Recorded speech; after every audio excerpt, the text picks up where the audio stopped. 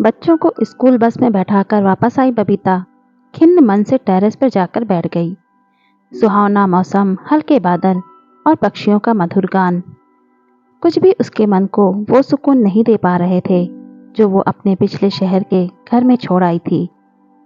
बबीता की इधर उधर दौड़ती सरसरी नजरें थोड़ी दूर एक पेड़ की ओट में खड़ी बुढ़िया पर ठहर गई। ओह, फिर वही बुढ़िया! क्यों इस तरह से उसके घर की ओर ताकती है? बबीता की उदासी बेचैनी में तब्दील हो गई। मन में शंकाएं पनपने लगीं। इससे पहले भी बबीता उस बुढ़िया को कई बार नोटिस कर चुकी थी।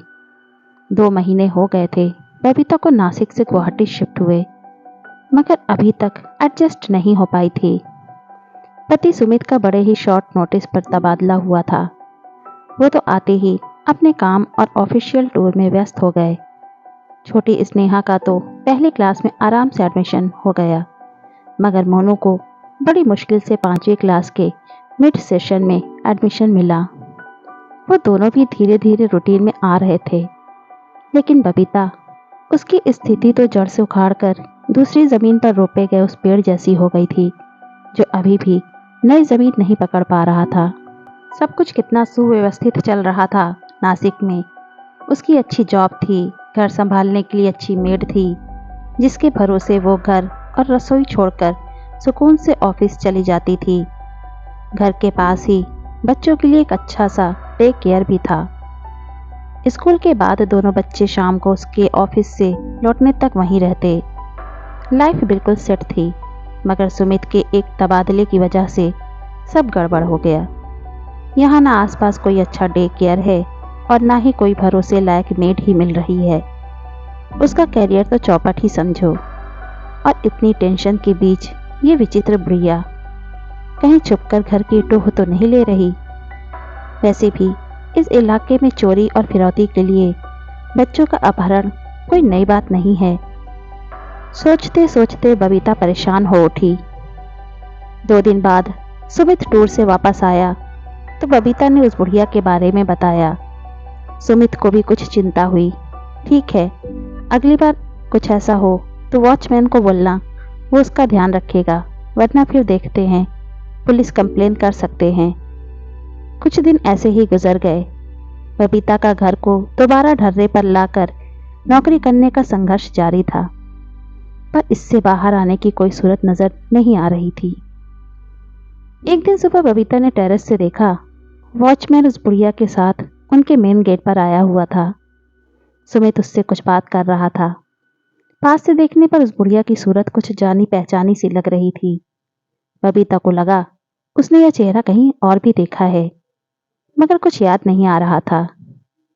बात करके सुमित घर के अंदर आ गया और वो बुढ़िया मेन गेट पर ही खड़ी रही।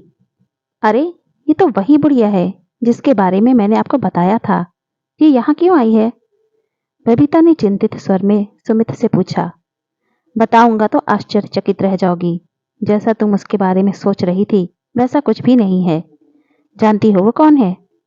बबीता का विस्मित चेहरा आगे की बात सुनने को बेकरार था। वो इस घर की पुरानी मालकिन है। क्या? मगर ये घर तो हमने मिस्टर राजू से खरीदा है। ये लाचार बेबस बुढ़िया उसी राजू की अभागी माँ है, जिसने पहले धोखे से सब कुछ अपने नाम करा लिया और फिर ये घर हमें बेचकर विदेश चला गया, अपनी बूढ़ी माँ को एयरपोर्ट पर ही छोड़कर। कितना कमीना इंसान है। देखने में तो बड़ा शरीफ लग रहा था। सुमित का चेहरा घृणा से भर उठा। वहीं बबीता याददाश्त पर कुछ जोर डाल रही थी। हाँ, याद आया। स्टोर रूम की सफाई करते हुए इस घर की पुरानी नेम प्लेट दिखी थी। उस पर सावित्री निवास लिखा था। वहीं एक राजसी ठाठ बाट वाली महिला की एक पुरानी फोटो भी थी। उसका चेहरा ही इस बुढ़िया से मिलता था। तभी मुझे लगा था कि इसे कहीं देखा है, मगर अब ये यहाँ क्यों आई है? क्या घर वापस लेने? पर हमने तो इसे पूरी कीमत देकर खरीदा है। बबीता चिंतित हो उठी। नहीं नहीं नहीं, आज इनके पति की पहली बरसी है। ये उस कमरे में दिया जलाकर प्रार्थना करना चाहती हैं जहां उन्होंने अंतिम सांस ली थी। इससे क्या होगा? मुझे तो इन बातों में कोई विश्वास नहीं। तुम्हें ना सही, उन्हें तो है। और अगर हमारी हाँ से उन्हें थोड़ी सी खुशी मिल जाती है तो हमारा क्या घट जाएगा? ठीक है, आप उन्हें बुला लीजिए।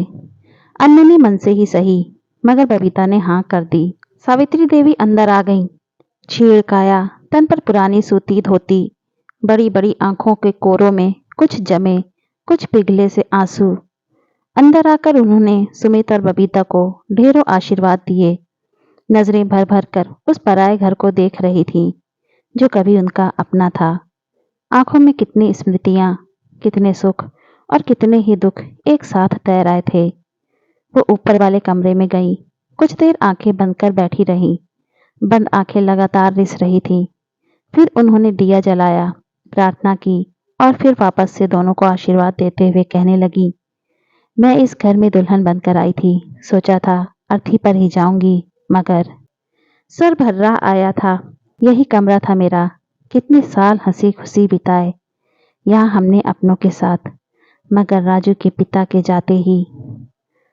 आंखें पुनः भर आईं। बबीता और सुमित निशब्द बैठे रहे। थोड़ी देर घर से जुड़ी बातें कर सावित्री देवी भारी कदमों से उठी और चलने लगी। पैर जैसे इस घर की चौखट छोड़ने को तैयार ही न थे, पर जाना तो था ही। उनकी इस हालत को वो दोनों भी महसूस कर रहे थे। आप जरा बैठिए, मैं भी आती हूँ। बबीता सावित्री देवी को रोककर कमरे से बाहर चली गई और इशारे से सुमित को भी बाहर बुलाकर कहने लगी, सुनिए, मुझे एक बड़ा अच्छा आइडिया आया है जिससे हमारी लाइफ भी सुधर जाएगी और इनके टूटे दिल को भी आराम मिल जाएगा। क्यों ना हम इन्हें यहीं रख लें। अकेली हैं, बेसहारा हैं और इस घर में इनकी जान बसी है। यहाँ से कहीं जाएंगी भी नहीं और हम यहाँ वृद्धाश्रम से अच्छा ही खाने पहनने को देंगे उन्हें। तुम्हारा मतलब है नौकर की तरह? नहीं नहीं, नौकर की तरह नहीं। हम इन्हें कोई तनख्वाह नहीं देंगे। काम के लिए तो मेड भी है। बस ये घर पर रहेंगी तो घर के आदमी की तरह मेड पर, आने जाने वालों पर नजर रख सकेंगी, बच्चों को देख संभाल सकेंगी। ये घर पर रहेंगी तो मैं भी आराम से नौकरी पर जा सकूंगी। मुझे भी पीछे से घर की बच्चों की खाने पीने की टेंशन नहीं रहेगी। आइडिया तो अच्छा है, पर क्या ये मान जाएंगी? क्यों नहीं। हम इन्हें उस घर में रहने का मौका दे रहे हैं जिसमें उनके प्राण बसे हैं, जिसे ये छुप छुप कर देखा करती हैं। और अगर कहीं मालकिन बन घर पर अपना हक जमाने लगी तो क्या, निकाल बाहर करेंगे? घर तो हमारे नाम ही है। ये बुढ़िया क्या कर सकती है? ठीक है, तुम बात करके देखो। सुमित ने सहमति जताई। बबीता ने संभल कर बोलना शुरू किया, देखिए, अगर आप चाहें तो यहाँ रह सकती हैं। बुढ़िया की आंखें इस अप्रत्याशित प्रस्ताव से चमक उठी। क्या वाकई वो इस घर में रह सकती हैं? लेकिन फिर बुझ गईं। आज के जमाने में जहाँ सगे बेटे ने ही उन्हें घर से बेघर कर दिया, तो यहाँ ये पराये लोग उसे बिना किसी स्वार्थ के क्यों रखेंगे? नहीं नहीं, आपको नाहक की परेशानी होगी। परेशानी कैसी? इतना बड़ा घर है और आपके रहने से हमें भी आराम हो जाएगा।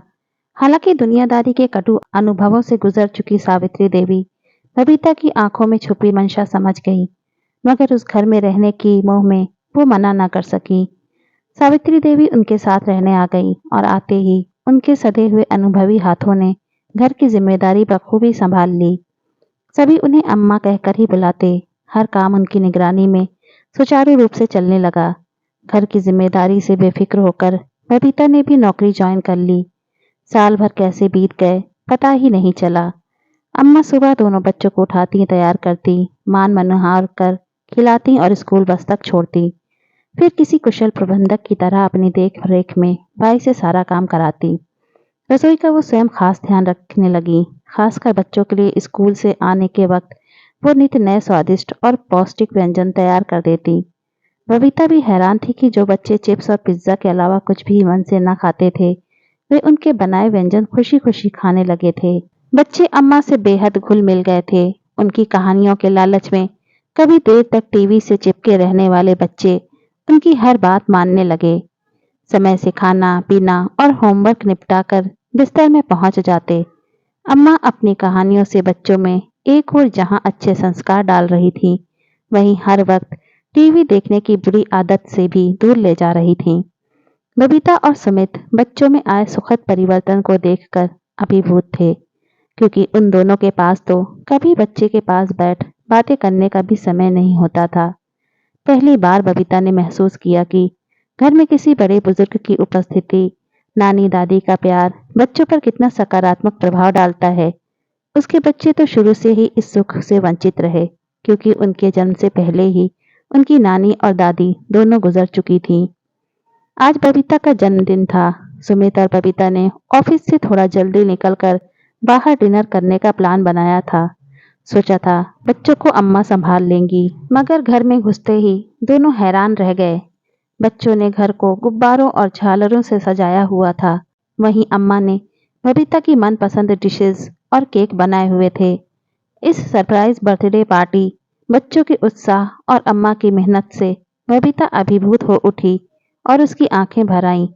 इस तरह के वीआईपी ट्रीटमेंट की उसे आदत नहीं थी और इससे पहले बच्चों ने कभी उसके लिए ऐसा कुछ खास किया भी नहीं था। बच्चे दौड़कर बबीता के पास आ गए और जन्मदिन की बधाई देते हुए पूछा, आपको हमारा सरप्राइज कैसा लगा? बहुत अच्छा, इतना अच्छा कि क्या बताऊं। कहते हुए उसने बच्चों को बाहों में भरकर चूम लिया। हमें पता था आपको अच्छा लगेगा। अम्मा ने बताया कि बच्चों द्वारा किया गया छोटा सा प्रयास भी मम्मी पापा को बहुत खुशी देता है, इसीलिए हमने आपको खुशी देने के लिए ये सब किया। बबीता की आंखों में अम्मा के लिए कृतज्ञता छा गई। बच्चों से ऐसा सुख तो उसे पहली बार ही मिला था, और वो भी उन्हीं के संस्कारों के कारण।